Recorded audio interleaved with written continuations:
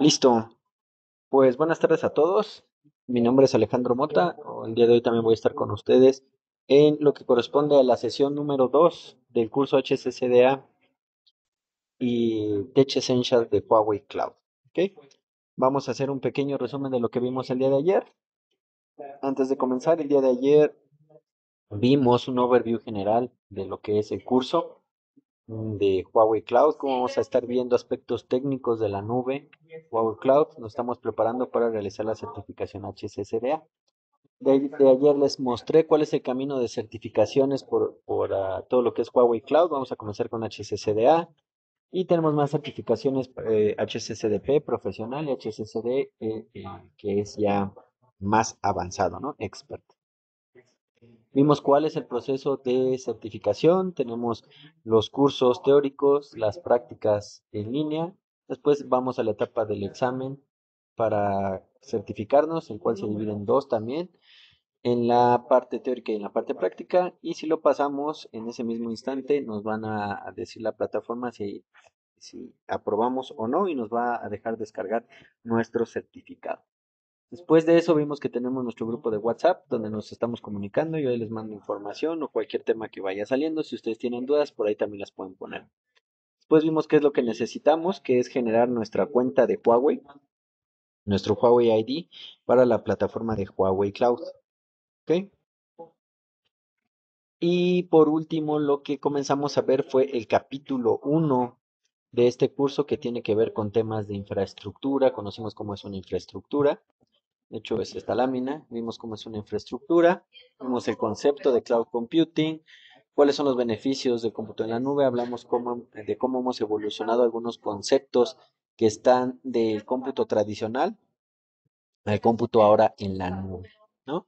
Comenzamos a hablar de qué es una región en Huawei Cloud, con cuántas contamos, qué es una availability zone, una zona de disponibilidad o AZ, y cómo se compone, ¿no? Aquí vimos esta pequeña gráfica, hicimos un zoom a una región y vimos cómo es que está compuesta.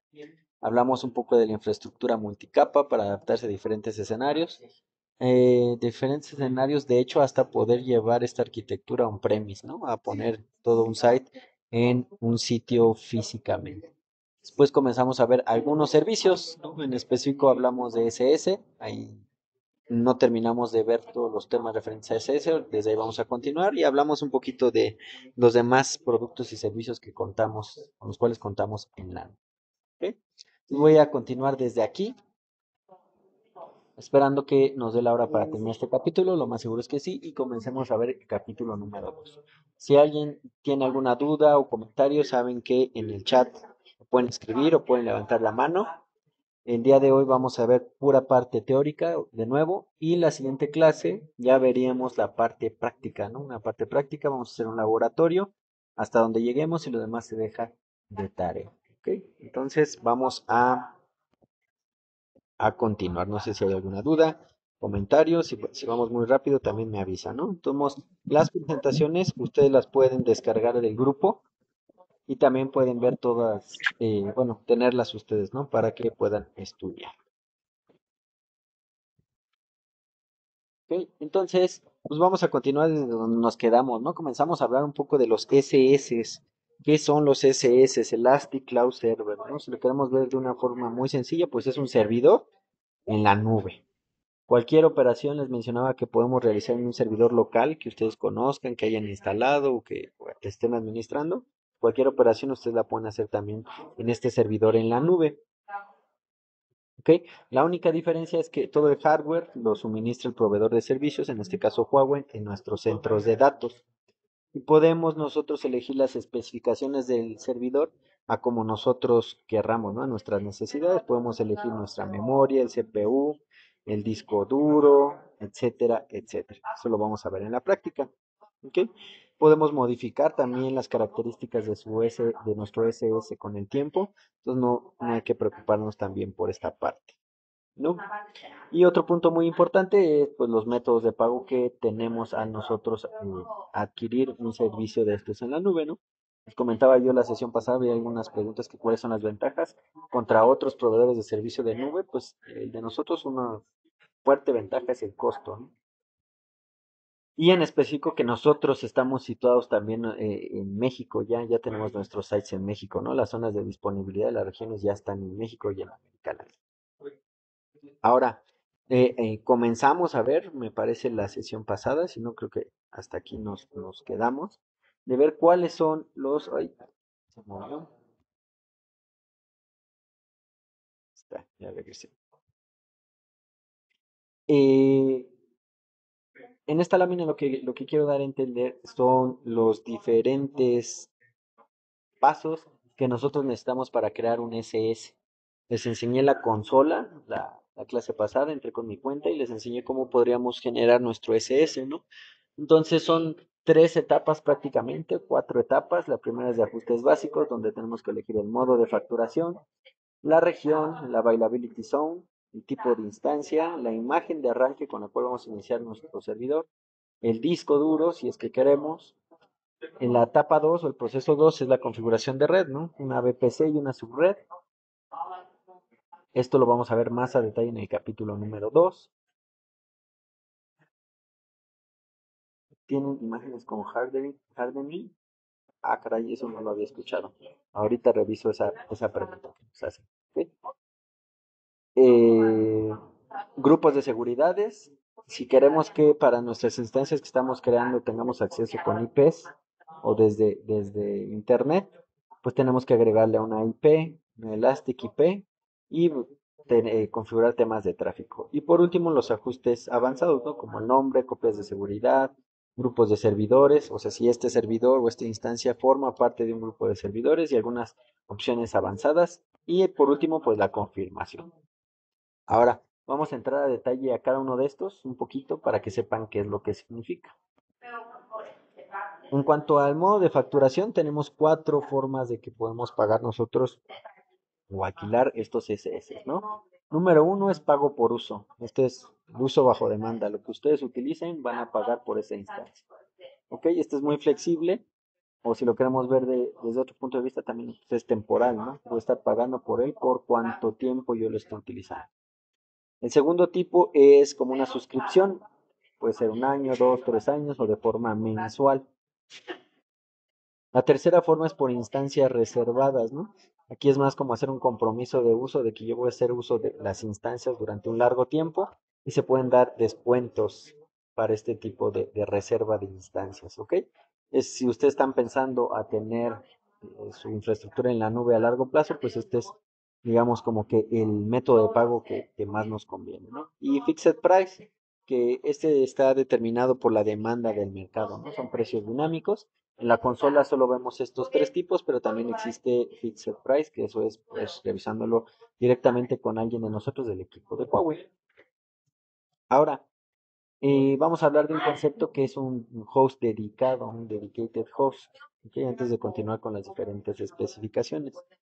Si bien cuando ustedes contratan un servicio en la nube normal, una instancia en la nube, pues nosotros en la arquitectura o ya en las tablas podemos estar diseñando nuestro hardware para que pueda vivir dentro de una máquina virtual, que una máquina virtual pueda vivir en un equipo físico, o 2, o 3, o 4 máquinas virtuales. ¿Qué significa? Que si ustedes están contratando una, puede haber otra persona o otra empresa que esté contratando otra máquina virtual que físicamente se encuentre en el mismo host. Este concepto de host dedicado es porque viene para qué, pues si ustedes requieren un cumplimiento por normativas o por su forma de trabajo, porque así lo requiere lo que estén haciendo, que este host sea dedicado y de uso exclusivo para ustedes. ¿Ok? Entonces es como darles una licencia de hardware en específico para el uso de este tipo de servidor, ¿no? De host dedicado. Entonces esto también nosotros lo tenemos si así lo requiere. Ahora, si continuamos con las configuraciones para tener nuestro SS, viene la etapa de la región y ustedes se preguntarán qué región es la que debo de elegir. Nosotros aquí les damos 4 puntos a considerar. Número 1, cumplir es una necesidad. O sea, nos referimos en cuanto al cumplimiento de las normativas que tengan para su infraestructura, ¿ok? Para su aplicativo que estén realizando. ¿Ok? Entonces, pensar en si el host, si la región y el site que voy a elegir cumple con las necesidades que yo tengo. Número dos, la experiencia del usuario es lo primero. Si mi aplicativo le va a estar dando servicio, no sé, a la región de América Latina, pues yo puedo elegir mi servidor, no sé, que viva en México, no sé, en Argentina, en Brasil, en la región de América Latina. ¿Ok? ¿Por qué? Porque también lo podría hacer en otra región, ¿no? Como en Asia, Europa, etcétera, etcétera. Pero me conviene en cuanto a experiencia de usuario que sea en la misma región donde voy a estar dando el servicio. ¿Por qué? Por temas de latencia, para que el usuario cuando acceda al contenido sea lo más rápido posible y estemos mejorando su experiencia. Tres, hay algunas funcionalidades específicas por cada región, ¿no? Nosotros vamos liberando diferentes funcionalidades eh, por un medio de un roadmap de especificaciones para diferentes regiones, entonces es bueno ver si las especificaciones que yo necesito se cumplen en la región donde yo voy a elegir montar mi arquitectura. Y cuatro, pues podemos ahorrar más dinero, ¿no? Dependiendo en qué región, por las mismas funciones que existen, en alguna u otra región puede ser más económico tener nuestra arquitectura montada.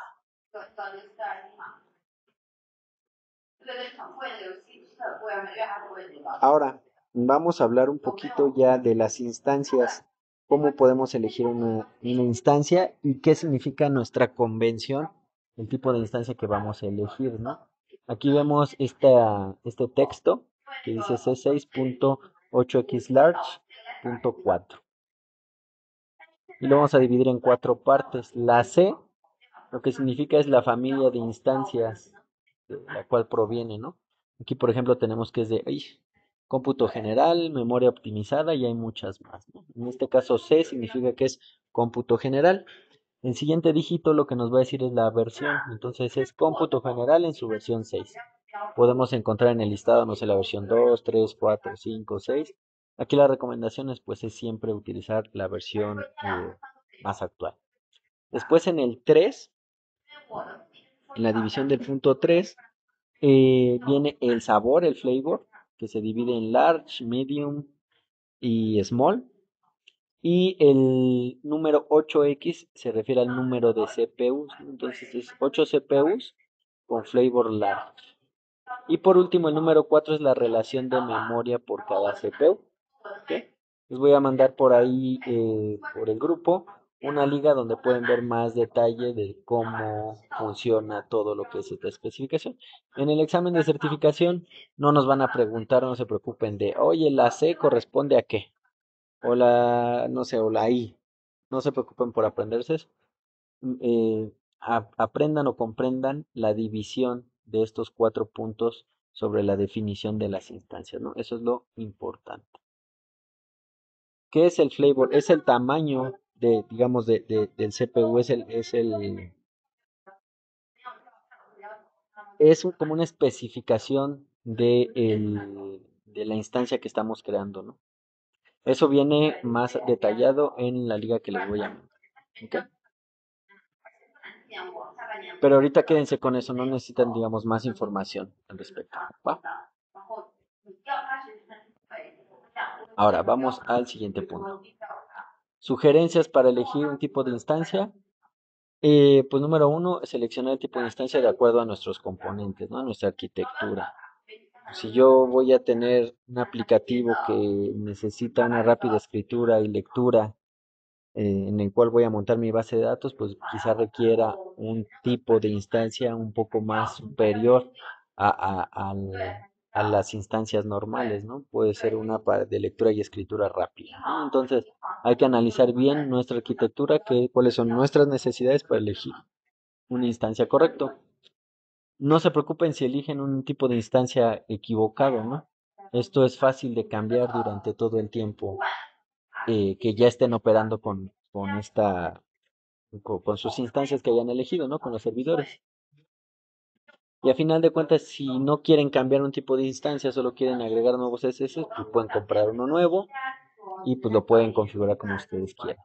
Y aquí muy importante es que la optimización de las instancias, del tipo de instancia, no es trabajo de una sola vez, no significa que yo la instancia que elija eh, para trabajar es con la que me voy a quedar por siempre, ¿no? Estamos nosotros eh, en un área de tecnología donde estamos en un constante cambio, ¿no? Aquí nos preguntan, ¿genera costos adicionales el cambio de instancia?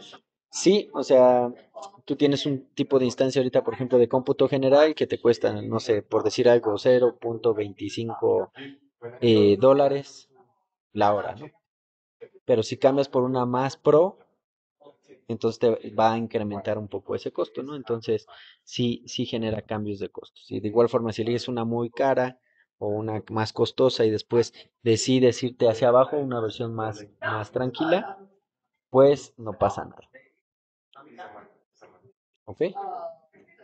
Listo. Ahora,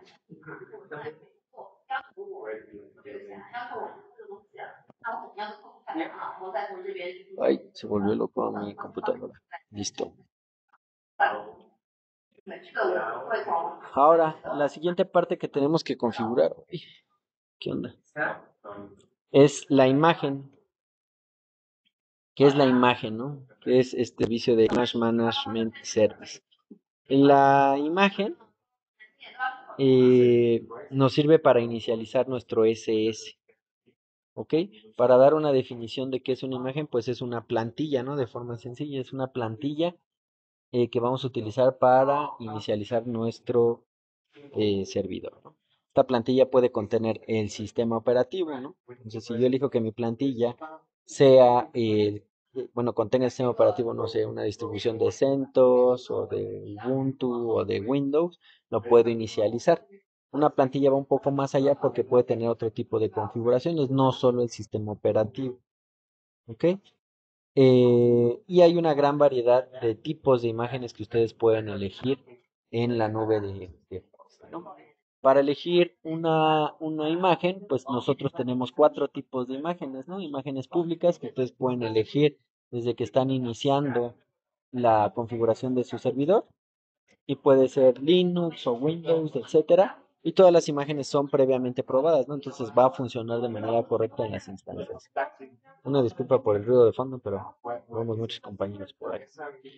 Hay otro tipo de imágenes que nosotros podemos descargar del mercado, ¿no? Hay cuentas de terceros que han generado imágenes o proveedores de terceros que han generado imágenes, las suben a una tienda y nosotros podemos comprarla, adquirirla y montarla. Tenemos imágenes privadas. Ustedes pueden crear una imagen propia desde su SS. ¿Ok? Por ejemplo, si ustedes ya tienen alguna licencia de software que necesiten utilizar, pues ya la pueden utilizar en este tipo de imágenes. E imágenes compartidas, ¿no? Esto hace referencia a que si ustedes crean una imagen privada, ustedes la pueden compartir también con otros usuarios de la nube de Huawei. ¿Ok? Ahora, otras configuraciones que tenemos que tener en cuenta de la tercera línea de configuraciones del SS. No vamos a entrar en este capítulo mucho a detalle, esto lo vamos a ver en el siguiente, pero lo que hay que conocer ahorita es que tenemos que determinar los requisitos de aislamiento y de conectividad. ¿Qué es esto? ¿Dónde voy a estar situando mi SS? ¿Sobre qué VPC? ¿Sobre qué espacio de trabajo? Vamos a ver este concepto más adelante. Necesitamos conocer muy bien las capas lógicas de nuestros componentes, ¿no? La arquitectura de mi solución.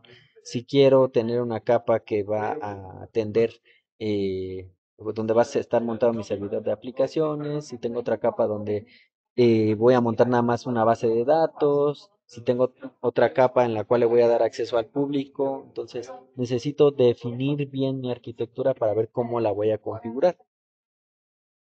Número 3 es decidir si se debe exponer nuestro SS a una red pública. Este tipo de decisiones, cómo se llegan es, por ejemplo, yo voy a crear un SS en el cual voy a montar mi aplicativo. Este aplicativo es, no sé, una página de e-commerce y obviamente porque es un e-commerce necesito que los usuarios accedan a ese aplicativo. Entonces necesito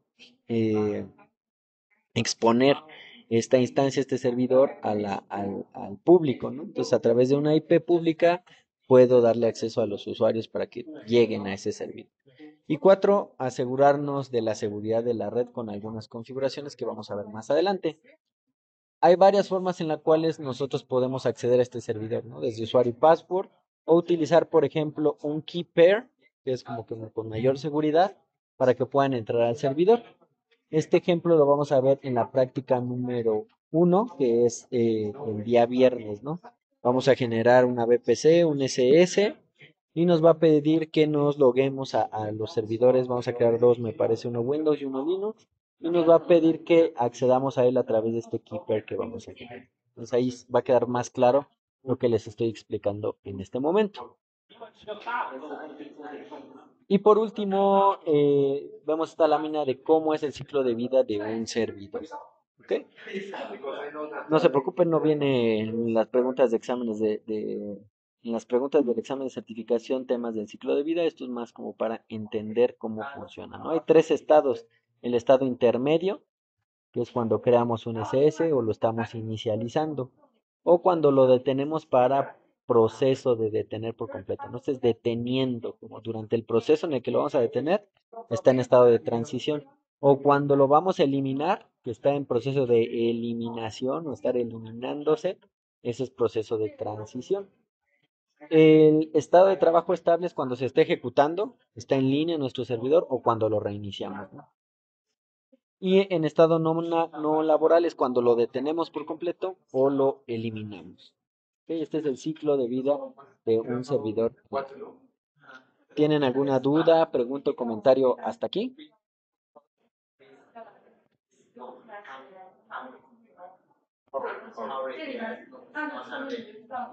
Si no, vamos a continuar. Los backups también generan un costo. Depende cómo vaya a ser tu procedimiento de backup, ¿no? Cómo lo vas a manejar, va a depender de tu arquitectura, ¿no? Por ejemplo, si quieres un servidor donde vas a guardar ahí todos tus backups, uno adicional, pues ese te va a costar. Si quieres guardarlo en un sistema de almacenamiento como un OBS, que ahorita lo vamos a ver, ¿qué es? Pues tiene un costo adicional. O sea, depende de cómo quieras tú ejecutar tu backup, te va a costar o no te va a costar, ¿no? O sea, me refiero a no te va a costar, por ejemplo, si en tu misma arquitectura divides eh, lógicamente dónde vas a guardar tus backups, pues quizá no te cueste, pero pues si se cae el sistema se va a llevar ahí tus backups. Si lo guardas en otra instancia, pues te va a costar, sí, sí va a tener un costo, ¿no? Porque tienes que generar una nueva instancia, ¿ok? Entonces la respuesta es pues sí, y va a depender mucho de tu arquitectura y de cómo quieres guardar, almacenar esos backups, ¿ok?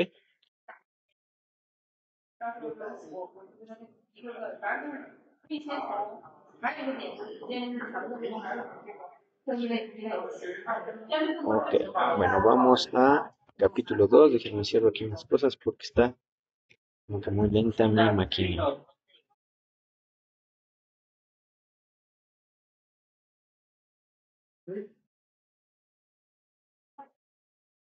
Ahora voy a quitar el video tantito.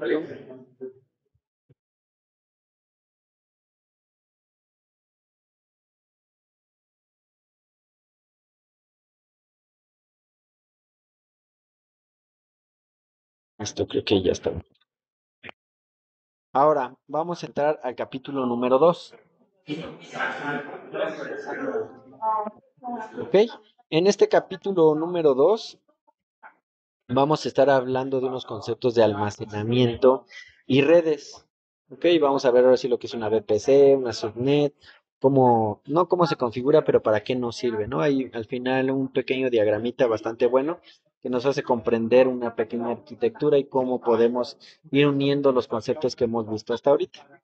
Pero para comenzar vamos a explorar servicios de almacenamiento en la nube, ¿ok? Entonces, cuando terminemos este capítulo, vamos a saber un poco más de lo que es Huawei Cloud Storage. Vamos a ver diferentes servicios de almacenamiento. Ahorita en la pregunta que hacía nos comentaba de un servicio de OBS. Vamos a ver qué es eso. Otro servicio de almacenamiento, por ejemplo, es un EBS, un disco duro. ¿Cómo lo podríamos adquirir? Y vamos a ver sus diferencias. Eso es lo que vamos a ver en este capítulo. De igual forma, si tienen alguna duda o comentario, me pueden ir diciendo. Entonces, vamos a comenzar con los temas de almacenamiento. Huawei Cloud ofrece una amplia gama de servicios relacionados al almacenamiento. Aquí vemos en pantalla OBS, EBS, CFS, DSS y CBR, ¿no? En esta parte del curso nos vamos a enfocar en dos, en lo que es OBS, Object Storage Service, y EBS, Elastic Volume Service. No somos los que vamos a analizar estos dos servicios, cómo funcionan. Y vamos a comenzar con lo que es OBS. OBS es un servicio de almacenamiento totalmente gestionado. Ahorita les voy a decir por qué totalmente gestionado. Ser totalmente gestionado significa que ustedes pueden utilizar este servicio sin necesidad de asignar algún otro recurso como un servidor o como una base de datos, tener una licencia de base de datos. No es necesario nada de eso. Simplemente hacemos uso de este servicio y nosotros podemos tener un almacenamiento de objetos. ¿Qué es un objeto? Cualquier cosa que se les ocurra, un archivo de audio, una imagen, un doc, un TXT, una base de datos podemos almacenar aquí, ¿no? Si queremos hacer backups, de acuerdo a la pregunta que me hacían, pues lo podemos guardar en este servicio, ¿ok? ¿Por qué? Porque miren, el almacenamiento, uno es almacenamiento ilimitado. La única limitante que tenemos es que por cada objeto que suban, el peso máximo puede llegar hasta los 48 terabytes. ¿Ok? Entonces imagínense una base de datos, cuánto les puede pesar si quieren hacer su backup. Pues si pesa menos de 48 terabytes, lo pueden guardar en un servicio como estos. Muy importante, la fiabilidad. Con OBS tenemos una fiabilidad de 12 nueves, ¿no? 99.12 nueves. ¿Esto qué significa? Que pues prácticamente no nos va a fallar cuando nosotros accedamos al servicio o a los objetos que estemos levantando.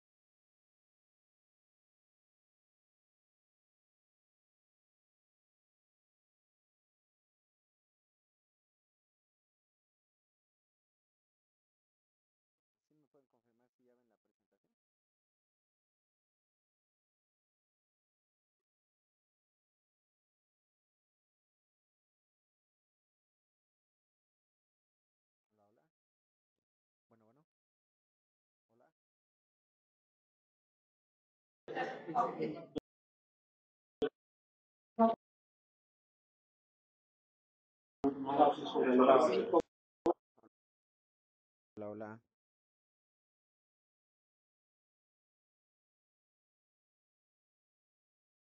hola, hola, hola. Creo que no me escuchan. Profe, sigue ahí. Sí, ¿me escuchan?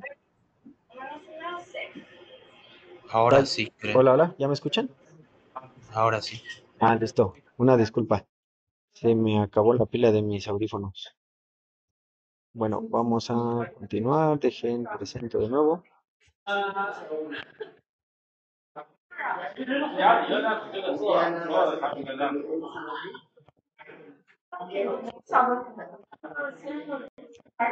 Listo, ya ven la pantalla, ¿verdad? Ya estamos de vuelta en línea. Ok, entonces nos quedamos en el tema de OBS, ¿no? Le estaba hablando de la fiabilidad, que esto es muy importante para saber qué tan confiable es nuestro servicio, qué tan buena respuesta nos va a dar.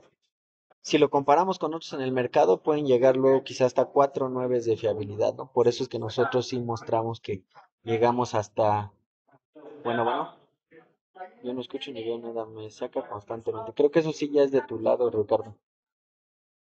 Yo aquí veo que sí se ve, si alguien me puede, sí, sí creo que sí es de tu lado, Ricardo. Checa por favor tu conexión. Bueno, otro punto es que con este servicio de OBS tenemos algunas funcionalidades que pueden activarse por diferentes eventos, ¿no? tipo triggers, ¿no? Si un usuario sube un objeto, pues puede disparar alguna acción que se pueda realizar. Esto es muy importante dependiendo de alguna lógica que querramos implementar. Vamos a ver más a detalle, ¿no? Y lo que es OBS. Los casos de uso típicos para OBS, pues es almacenamiento y copias de seguridad de datos, ¿no? Como soportamos hasta 48 terabytes por objeto, entonces podemos hacer hasta nuestros backups de nuestras bases de datos en este servicio, ¿no? Los podemos utilizar como fuentes de distribución de datos. Imagínense, por poner un ejemplo sencillo, yo quiero hacer una tienda de aplicaciones y quiero subir APKs a algún sitio y que los usuarios lo puedan descargar, pues puedo subir todos estos APKs a OBS y puedo acceder a ellos a través de una URL, ¿no? Entonces yo en la construcción de un sitio donde voy a mostrar todos estos APKs, cuando el usuario le dé clic, lo van a descargar a través de una URL. Entonces, para este tipo de casos de uso nos funciona el OBS. OBS es tan potente, o sea, por así decirlo, es que puede alojar hasta un sitio web estático, ¿no? Imagínense que yo tengo un HTML de bienvenida o una acerca de, que generalmente esos nunca cambian, la información no es dinámica. Es el simple HTML o un CSS que contiene información de cómo se va a ver mi web. Esos generalmente no cambian. Yo lo podría montar sobre un servicio de OBS estos archivos y acceder a mi aplicativo por la URL de estos HTMLs o de estos CSS, ¿no? Entonces puedo llegar hasta alojar estos sitios web de forma estática. Puedo acceder a ellos a través de la URL. Y bueno, es de nuevo, ¿no? Mencionar que este tipo de servicios nos ayudan para el almacenamiento de data lakes por la gran capacidad y poder realizar análisis. Para el uso de estos servicios de OBS, tenemos que comprender dos conceptos. Número uno, lo que es el bucket, un bucket y un objeto. ¿Ok? Un bucket es una unidad de gestión, nos va a ayudar, digamos, a categorizar los objetos, nos va a ayudar a administrar. Aquí vemos en pantalla del lado izquierdo lo que es un OBS Bucket 1, que contiene tres objetos, ¿no? Aquí está marcado uno en verde, uno en morado y uno en rosa. Entonces yo puedo crear n número de buckets que me van a ayudar a categorizar los objetos que voy a almacenar. Por ejemplo, yo en un bucket 1 puedo almacenar puras imágenes, en un bucket 2 puros archivos de audio, en un bucket 3 puedo almacenar puros backups de mi base de datos. ¿Ok? Y de esta forma me va a ayudar a gestionar todo lo que yo estoy subiendo. ¿Ok? Un objeto, como les mencionaba, puede considerarse como un archivo, ¿no? Cualquier tipo de archivo ustedes lo pueden llamar como un objeto. Les mencionaba en algunos ejemplos anteriores que nosotros podemos acceder a estos objetos a través de una URL. Esta URL es del propio servicio de Huawei OBS y se conforma del nombre del bucket, el dominio de Huawei Cloud. Si se dan cuenta aquí, CNIS3, pues es la región de donde se encuentra ubicado. Pero importante de esta URL, pues es el nombre del bucket donde estamos almacenando nuestro bucket y el nombre del objeto, ¿no? Esto es lo que vemos en verde. Entonces, en el ejemplo que les ponía, yo puedo subir una APK aquí, por ejemplo. Entonces, yo podría descargar ese APK dándole clic a esta liga. ¿Okay? Dos temas más acerca de OBS, o dos puntos más. El número uno es los permisos de acceso, ¿no? Tenemos tres tipos de permisos de acceso a los objetos que subimos, ¿no? El predeterminado, control de acceso con Access Control List o control de acceso con directivas de bucket. El primero que nos dice el default o el predeterminado, solo el propietario que crea el bucket y los objetos tiene acceso a ellos, ¿no? A descargarlos, administrarlos, ¿no? Altas, bajas, cambios, consultas. El segundo tipo es control de acceso con ACLs, que nos dice que el propietario y todos los demás pueden acceder al objeto o no pueden acceder, ¿no? Los otros, o sea, el propietario por default puede acceder y hacer cualquier acción, pero lo que nos habilita aquí es que los otros puedan o no. Y por último, el control de accesos con directivas de bucket es un poquito más granular o más específico la administración. Yo puedo decir, por ejemplo, que al usuario A no se le dé acceso, no se le dé acceso a algún bucket, a algún objeto que se haya creado, pero al usuario B sí. ¿Ok? Entonces, para eso nos sirve la configuración de permisos en OBS. Otra funcionalidad que tiene OBS, pues es el versionamiento, ¿no? El manejo de versiones. En este caso, ¿de qué? Pues de los objetos.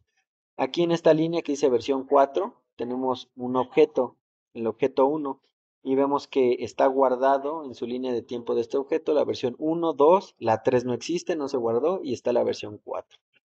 ¿Ok? Y esa es la que tenemos actualmente. Entonces yo en cualquier momento podría regresar a la versión 2 o a la versión 1 de este objeto. En el segundo ejemplo que tenemos en esta segunda línea es de un objeto 2. Tenemos la versión 1 del objeto y después se elimina el objeto, ¿no? ¿Cuál es el último estatus que tenemos? Que el objeto, que se borró el objeto. Y en el ejemplo número 3 tenemos el objeto 3 que tiene diferentes versiones, ¿no? 6, 7, 8, donde podemos ver la última versión establecida, que es la 8, ¿no? Entonces, esto es muy importante y de gran utilidad el tener el versionamiento de objetos. Para temas de facturación, ¿cómo vamos a pagar por este tipo de servicios? ¿Okay? Es un servicio que nos ayuda a reducir costos, porque como les mencionaba al principio, no necesito comprar yo un servidor o un disco duro para ahí almacenar la información. Yo simplemente estoy utilizando un servicio o estoy adquiriendo un servicio que ya por atrás se va a encargar de almacenarlo en N servidores, ¿no? Pero lo que yo veo de frente a mí simplemente es que yo subo el archivo y lo guardo. ¿Ok?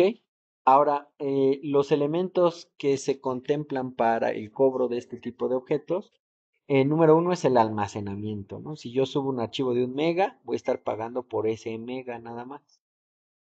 Si yo subo un archivo de 48 terabytes, un objeto, voy a estar pagando por esos 48 terabytes. Eso es importante porque a diferencia de otro servicio de almacenamiento que vamos a ver más adelante, yo tendría que pagar por todo. ¿Ok? Lo vamos a ver más adelante. Otro elemento que influye es el tráfico de subida y de bajada, ¿no? Generalmente el tráfico de subida de este objeto no tiene costo y el de bajada sí puede tener un costo, ¿no? Pero esto va a depender mucho de la región donde se haya ubicado, se haya seleccionado generar este objeto. Y pues también hay diferentes APIs que nosotros podemos utilizar para acceder a estos OBS, ¿no? Entonces, esos llamados, esas APIs también se podrían cobrar. ¿Ok? Si utilizan una CDN, una Content Delivery Network, para tener más distribuido o mejor distribuido todos los objetos, también pues hay descuentos, ¿no? Todo esto poco a poco lo van a ir viendo, me imagino que algunos de ustedes ya saben que es una CDN, entonces si no, no se preocupen, no viene nada de esto del examen de certificación, pero son conceptos que nos ayudan a ver cómo replicamos los datos que tenemos en una infraestructura, ¿no? En nuestras aplicaciones. ¿Ok? Aquí importante, pues, para guardar un poco o el dinero y no malgastarlo, pues tenemos que cuidar que no llamemos a funciones innecesarias, ¿no? A APIs que no necesitamos en este tipo de servicios para que no se agregue un costo adicional. ¿Ok? Ahora, ¿qué pasa si ustedes solo necesitan archivar datos, ¿no? Almacenarlos. O sea, no van a estar haciendo llamadas cada ratito a ese servicio. En el ejemplo que les ponía, descargar los APKs, ¿no? Que tengan un OBS. Simplemente necesitan un servicio para almacenar. ¿En qué nos ayuda OBS? Que pues nosotros podemos utilizar este servicio solo para archivar los datos, ¿no? Un ejemplo sería, no sé, algún reporte financiero o algún backup que nada más lo necesitamos por alguna situación de nuestra compañía, almacenarlo y ahí tenerlo, no vamos a estar accediendo a él, pues con el servicio de OBS este tipo de almacenamientos puede ser menos costoso, ¿ok? Entonces, lo dividimos en tres tipos: el almacenamiento estándar, que este es el más elevado, el costo más elevado porque es acceso libre, ¿no? Los usuarios pueden estar accediendo a este objeto en cualquier momento, ¿no? Entonces siempre tiene que estar disponible. El segundo tipo es el almacenamiento de acceso poco frecuente, ¿no? Quizá cada semana sabemos que los usuarios van a estar entrando tipo de archivos, cada 3 días, cada quincenalmente, etcétera, etcétera, ¿no? El precio unitario es más bajo y para esto nos sirve. Y el otro tipo pues es el almacenamiento ya de archivos, ¿no? Utilizar el servicio de OBS como almacenamiento, que este es pues mucho más económico. ¿Alguna duda del servicio de OBS?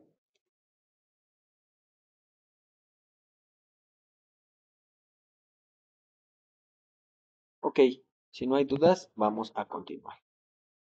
Ahora, el segundo tema o sistema de almacenamiento que tenemos es es EBS, que EBS por definición es un Elastic Volume Service, ¿ok? Y si lo queremos ver de una forma muy sencilla, pues es un disco duro, y es un disco duro tal cual. Entonces, ¿para quién va a ser usado este disco duro? Pues para nuestro servidor, para nuestro SS. Entonces, generalmente cuando hablemos de EBS o SS, vamos a estar hablando en conjunto de esto, ¿no? Si estamos haciendo una máquina o estamos configurando una máquina, pues necesitamos un espacio de almacenamiento, ¿no? Igual véanlo en un ejemplo físico, ¿no? Ustedes compran una computadora y pues tienen que ver cuánto espacio de almacenamiento tiene, si se lo necesitan incrementar o no, etcétera, etcétera, ¿no? Entonces, este servicio de almacenamiento en la nube tiene redundancia de 3 copias en un solo Availability Zone, esto por temas de seguridad, y una durabilidad o fiabilidad de 9 nueves, ¿no? Estas sí pueden ser preguntas de examen. Entonces, OBS tenemos 12 nueves de fiabilidad y EBS tenemos 9 nueves de fiabilidad. ¿Ok? Un disco duro por sí solo tiene un límite de 32 terabytes. ¿Ok? Y a diferencia del servicio de OBS, si yo estoy almacenando en este EBS 1 mega de información, voy a estar pagando por los 32 que pesa o bueno, que tiene disponible el disco duro, ¿no? Es la diferencia. ¿Ok? También hay diferentes especificaciones de EBS de acuerdo al rendimiento o a diferentes características que nosotros necesitamos. ¿Cuál es el ciclo de vida de un EBS?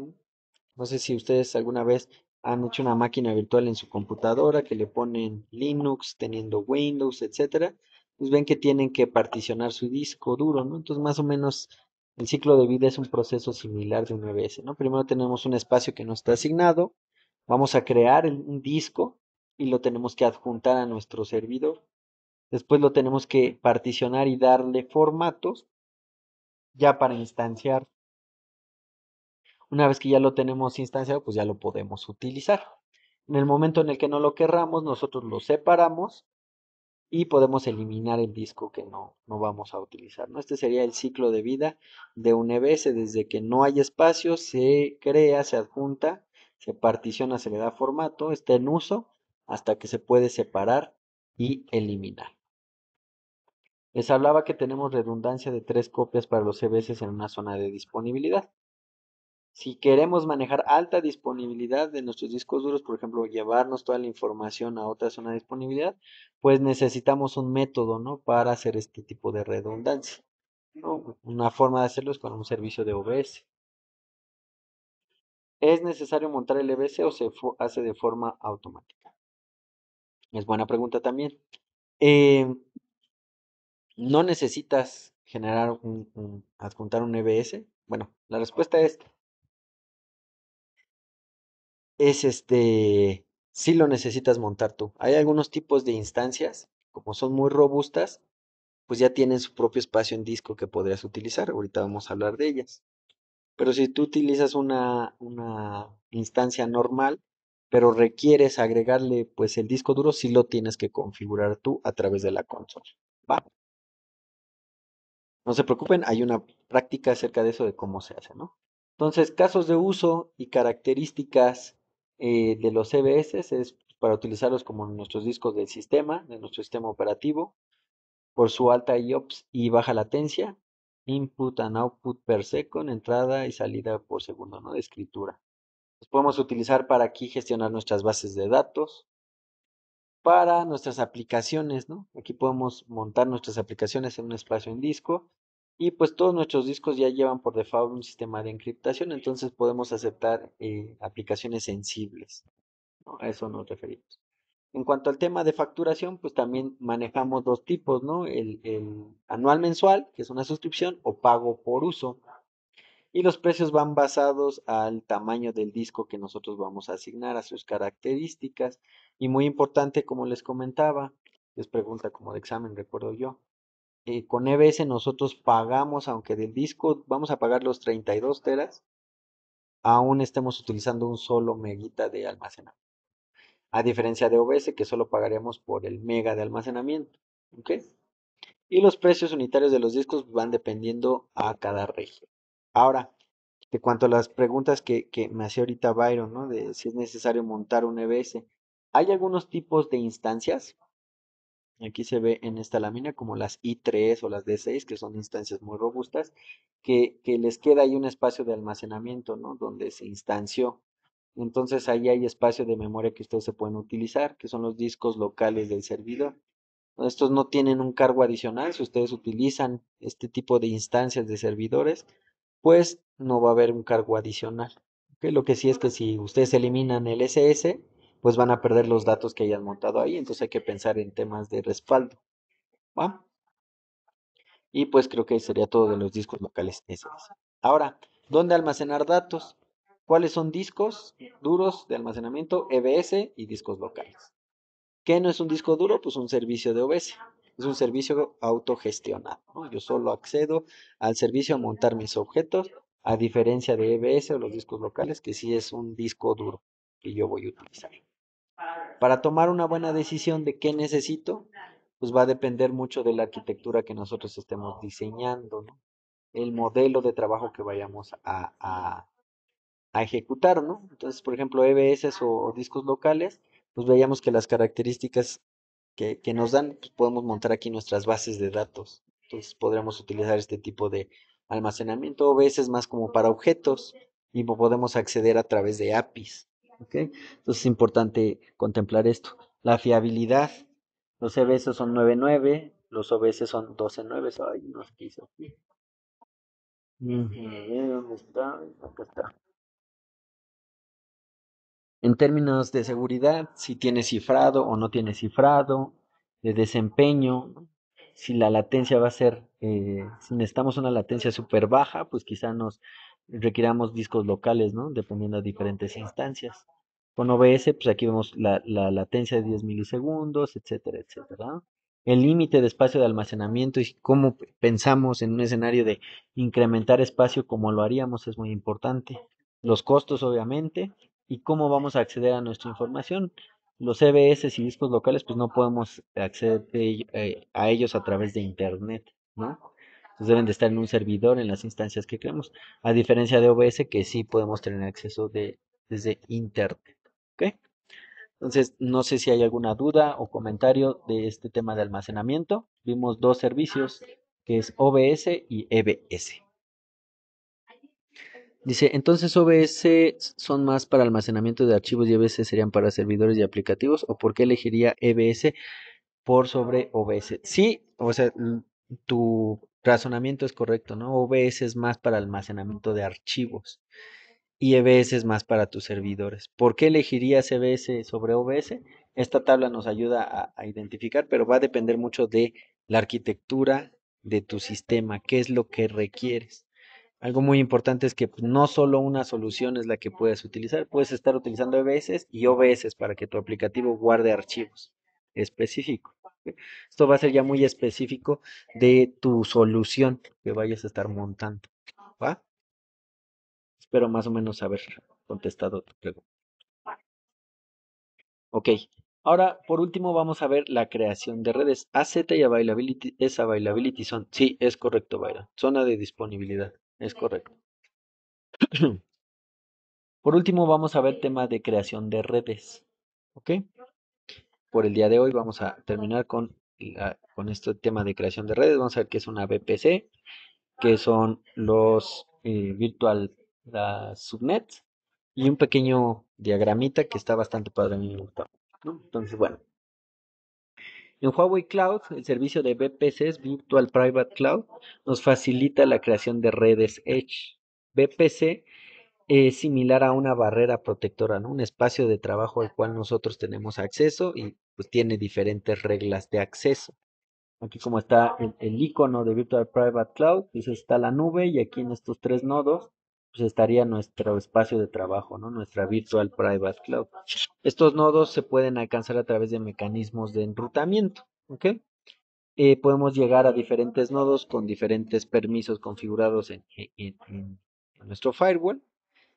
Eh, y pues nada más, ¿no? La asignación, podemos tener asignación personalizada de direcciones IPs, ¿no? Para poder acceder a esta virtual private cloud.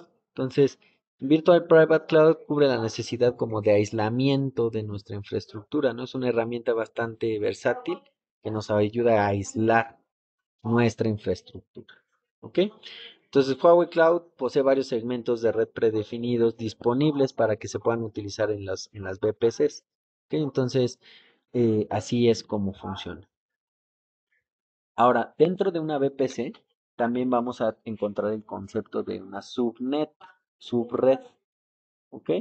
Entonces, en una VPC, en una Virtual Private Cloud, nosotros especificamos el rango de direcciones IPs privadas para la VPC, ¿ok? Y las VPC se pueden comunicar entre sí. Todos los recursos que estén dentro de esta barrera se pueden comunicar entre sí. Y las VPCs contienen subnets, ¿ok? Entonces, una subnet es un subconjunto de una subnet. Podemos tener una o n subnets, ¿no?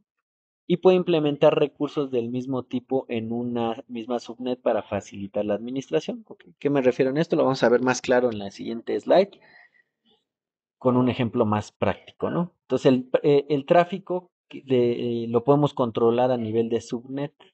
Vamos a ver por qué. Y podemos personalizar las rutas para diferentes escenarios de red. ¿Ok? ¿En qué nos ayudan las subnets? Pues para tener una mejor gestión de red internamente. ¿Ok? Entonces, esta es la lámina que les decía que está bastante padre de explicar porque ya engloba muchos de los temas de los que hemos visto hasta ahora. Entonces, aquí tenemos diferentes componentes. Número uno, tenemos, digamos, una pequeña arquitectura de un aplicativo que está dentro de una región en Huawei Cloud, ¿no? ¿En qué región? En AP Singapur. ¿Ok? Esta es nuestra región. Después tenemos una Virtual Private Cloud, nuestro espacio de trabajo. Aquí está nuestra VPC. Y dentro de esta VPC, por temas de diseño, se diseñaron tres subnets, la subnet o subred de frontend, la subnet de aplicaciones y la subred de base de datos. ¿Ok? Entonces son como espacios definidos